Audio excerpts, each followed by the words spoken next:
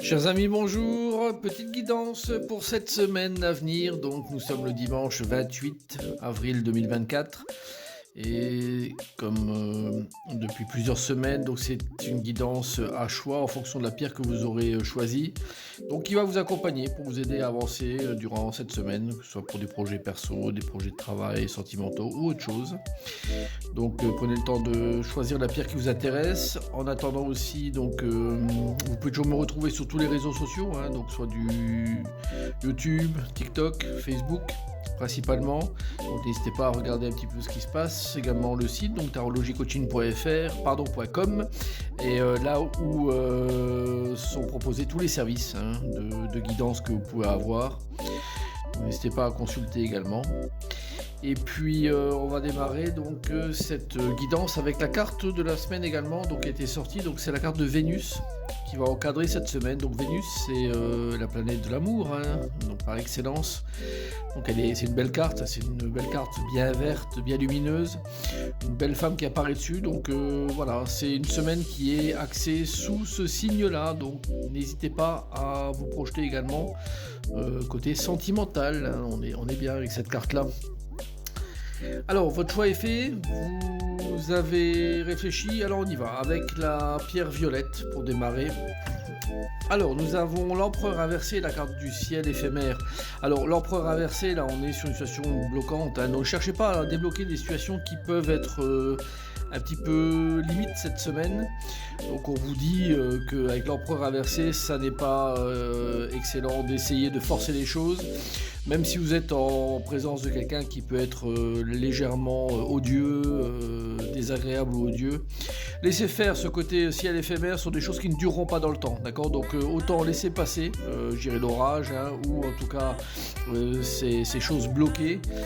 Il y aura des autres opportunités qui apparaîtront et ça sera bien mieux que d'essayer de forcer les choses ou de continuer à supporter quelque chose ou quelqu'un qui est très désagréable. Ça ne durera pas, donc prenez un peu votre mal en patience. Vous qui avez pris cette semaine donc la pierre violette, c'est pas une guidance qui est extraordinaire pour avancer, mais ça vous permet de temporiser un petit peu, quoi. Voilà. Alors pour les deux signes également supplémentaires, donc qui vont avoir une carte de guidance en plus, nous avons la carte du Gémeaux et de la Balance, donc deux signes d'air. Bien sûr, c'est si vous êtes du signe, éventuellement également si vous êtes de l'ascendant, qui est prépondérant pour vous également. Et nous avons la carte du cheval. Alors le cheval, c'est une carte qui vous propose en plus de cette guidance de vous faire aider. Donc n'hésitez pas à solliciter de l'aide extérieure. Donc ça peut être des amis, ça peut être de la famille, ça peut être un professionnel. En tout cas, des gens qui sont là vraiment pour vous aider à supporter certaines choses. Donc le cheval, il est là définitivement pour aider à vous faire supporter certaines choses et à vous faire avancer. Donc n'hésitez pas à faire appel à quelqu'un si besoin en est. Voilà. Alors la pierre jaune, pour vous qui avez choisi la pierre jaune, nous avons le pendu à l'endroit et la carte de se mouvoir voyage. Alors ce sont deux cartes qui a priori paraissent opposées, parce qu'il y en a une qui est immobile et l'autre qui est en mouvement. En fait, la notion de pendu, il se met volontairement en pendu, c'est lui qui décide de l'être, donc ça n'est pas imposé par une situation dans ce sens-là. Et donc là, le pendu tel que présenté, c'est une petite phase d'attente qui vous est demandée, donc avant de prendre une décision importante, donc ça parle de mouvement ou de partir. Donc il y a quelque chose qui est en cours cette semaine, donc qui est de se libérer en principe de quelque chose, ou de se détacher, ou d'être en mouvement, de prendre peut-être une décision aussi par rapport à un voyage que vous devez faire. Donc prenez ce petit temps de réflexion. Le pendu à l'endroit, c'est une excellente carte qui vous évite de prendre des décisions à la hâte sans avoir un minimum réfléchi. Donc si vous qui avez pris la pierre jaune, tenez compte de cette guidance. Pour les poissons et les vierges, une carte supplémentaire. Donc la carte supplémentaire, c'est la carte de l'araignée. C'est une excellente carte, ça parle de création, des projets de création. Donc pour vous qui êtes vierge ou poisson, si vous avez des choses dans les tuyaux qui sont en cours, vous aimeriez démarrer, prenez encore un tout petit peu de temps léger, une journée ou deux pour finaliser votre idée. et vous verrez que vous aurez encore les idées encore beaucoup plus claires et lumineuses pour faire votre projet.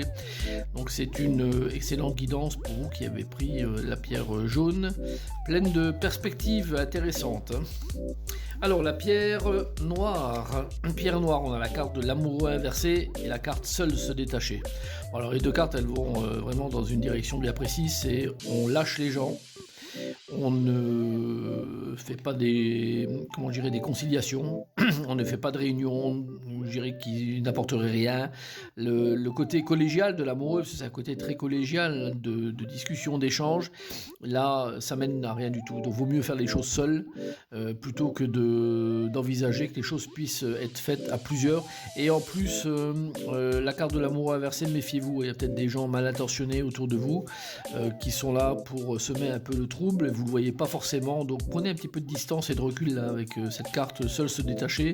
Vaut mieux faire les choses seuls de temps à autre que de les faire avec des personnes qui n'ont pas les mêmes vues que vous en tout cas, ou au pire qui vous veulent un peu de mal quoi, hein, voilà. Alors pour les deux signes supplémentaires, là on a le Verseau et le Scorpion. Alors, c'est la carte de l'aigle. Et la carte de l'aigle, ça parle de beaucoup de recul. Là, donc, on rejoint vraiment pour vous, particulièrement Scorpion et Verseau. Prenez du recul de la distance. C'est hyper important pour arriver à mieux vivre les choses. Hein. Sur cette carte-là, il part de toute façon. Et le fait de partir seul, c'est pour mieux se retrouver, mieux voir les choses, mieux comprendre. Donc, et là, l'aigle, il est absolument dans cette même ligne directrice.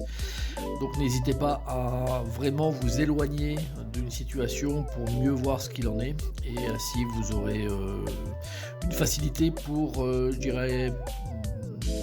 comprendre et puis prendre des initiatives ultérieurement. Voilà, donc j'espère que cette guidance va vous parler pour cette semaine, donc toute la semaine à venir, et je vous souhaite bien sûr une bonne semaine à toutes et à tous. À bientôt, au revoir.